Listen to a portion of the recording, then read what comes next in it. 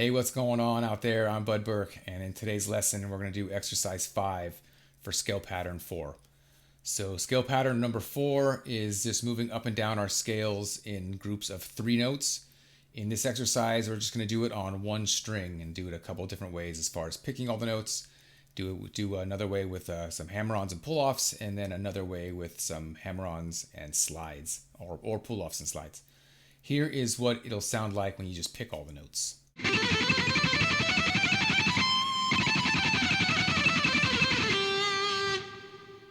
I'm going to show this to you mainly on the high E string, but we'll touch on it just a tiny bit on doing it on all 6 strings. But I would definitely practice doing this on all 6 strings. It'll force you to know your scales extremely well. So let's start on the 3rd fret of our high E string. Okay, fingering 1 is going to be 3, 5, 7. Okay, so I see this as my highest string of my Locrian mode position. Okay, so that's the first one. So you can use the higher 2 notes of each group of 3 to help you know the next 3, because we know that these high 2 notes, the 5th fret and 7th fret, are going to be the lower 2 notes of the next position up. So we got 3, 5, 7, so we know that 5 and 7 are in there. So it's got to be either 8 or 9. And I'm going to tell you, it's 8. Okay, so that's our next position up. 3, 5, 7, 5, 7, 8. So we know that 7 and 8 is going to be in the next one up. We got 7, 8, 10. See, this one is it's a dead giveaway, because we know that in our major scale, minor scale, there's never 2 half steps in a row. It's always, if there's a half step, you know the next one's a whole step. So 7, 8, 10. Okay, the one after that, we're going to go 8, 10, 12. Okay, after that, 10, 12, 14. And then 12, 14, 15. 14, 15, 17. And then the last one, 15, 17, 19. And that'll be our ending note up on the 20th fret. Okay.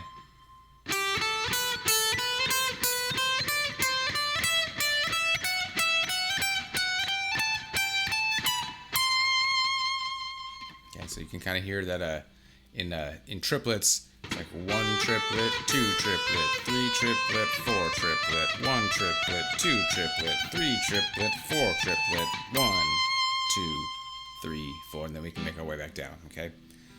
All right, so now we just make our way back down. We're just going to do everything in reverse.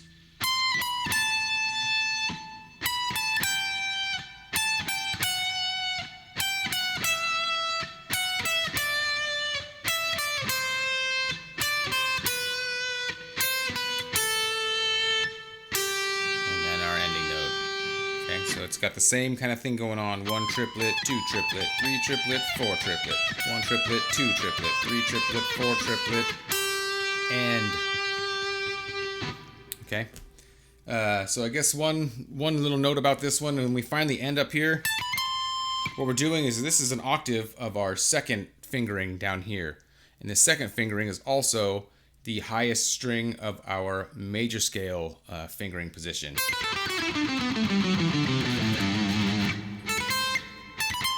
So you can think of that if you just do that major scale going down from here.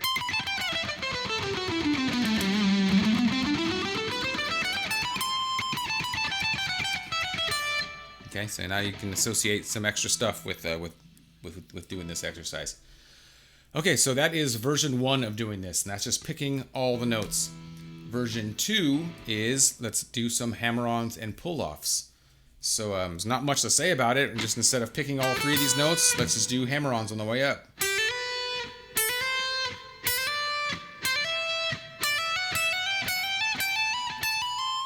I think I did an extra one on accident, but okay,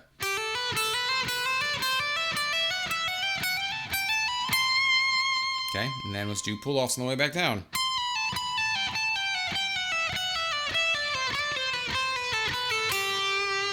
Again, I think I did an extra one, but that's not really the point. Things to watch out for on this is trying to make sure you keep your hammer-ons and pull-offs nice and even in those triplets. 1 triplet, 2 triplet, 3 triplet, 4 triplet, 1 triplet, 2 triplet, 3 triplet, 4 triplet. And avoid this where you're hearing like and then a pause, pause, pause. I mean, unless that's what you're going for, then so be it. But definitely make sure that you're not like always doing it that way, and you're stuck doing it. So I'm hearing this da da da da da da da da da da da instead of da da da da da da da da da da da. Anyway, so watch out for those. It could be a little hidden difficulty in there. Okay, so that's version number 2. Version number 3, let's do some hammer-ons and pull-offs, but then also add in a slide here and there. So the way I like to do this, I'm going to mainly just use these 2 fingers. Sometimes I'll use my middle finger. But I do a hammer-on on my way up. I'm going to do a hammer-on and then a slide. Oops, try that again. Hammer-on, slide. And then next position, hammer-on, slide. Hammer-on, slide. Oops. Hammer-on, slide. Hammer-on, slide. Hammer-on, slide. Okay, so I think this sounds extra cool going back down. We do pull-off, slide, pull-off, slide.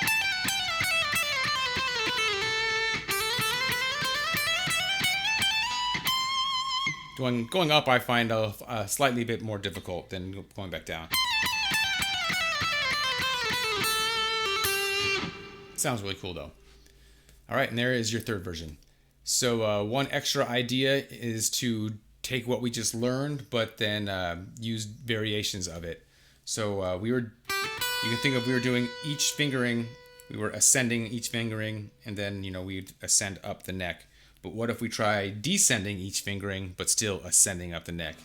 So instead of going 3, 5, 7, and so on and so on, what if we try going 7, 5, 3, and then climb up to 8, 7, 5, 10, 8, 7.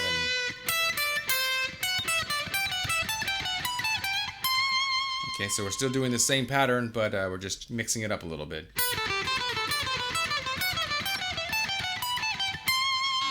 Try pull-offs.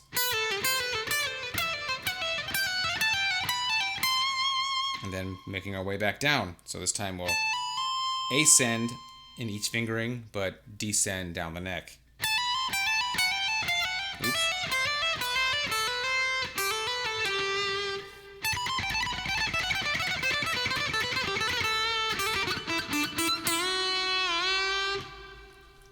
Okay, so if we're to do this on all the other strings, it seems like it's, you're having to memorize like 5 different things, or memorize this pattern like 5 different ways.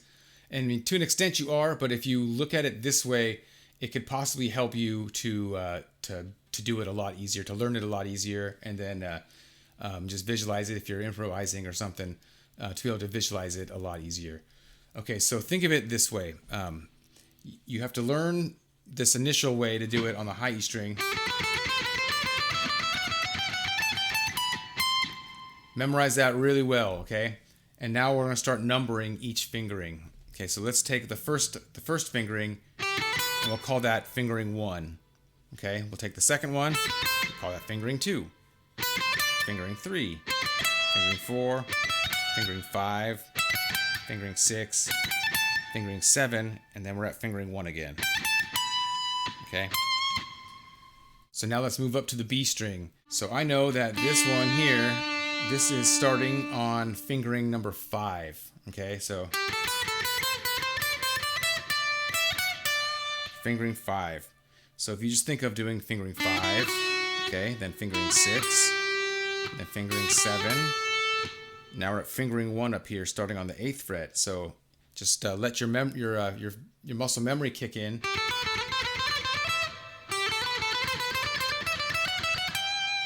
And you kind of already know what to do. All right, just from there.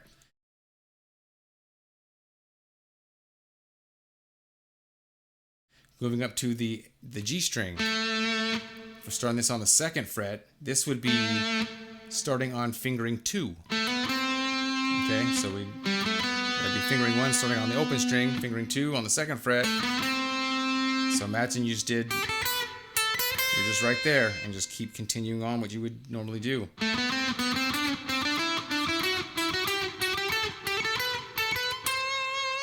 Okay.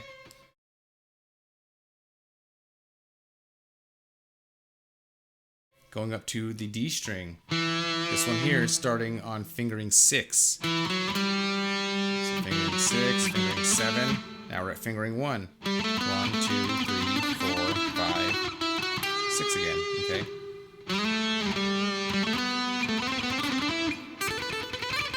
Exactly the same fingerings, right?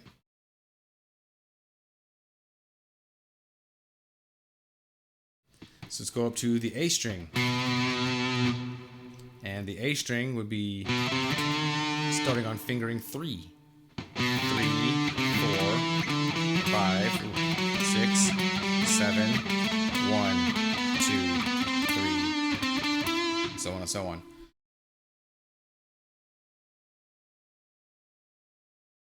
So moving down to the low E string, when you start on the 2nd fret, this would be fingering number 7. And then you're at fingering 1 again.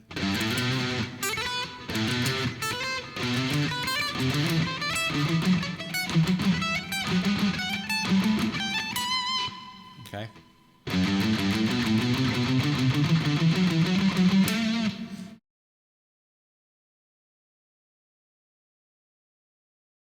So if maybe possibly use that way of thinking about it can make it so you're not really having to learn 5 different things. You're just doing the same thing, but just with different starting and ending points. All right, well, thanks for watching the video, and thanks for learning with me today. Hope you learned some good stuff that you can use in your playing, and get yourself one step closer to having ultimate mastery of the hands. Okay, well, until the next video, take it easy and keep on jamming. See you later.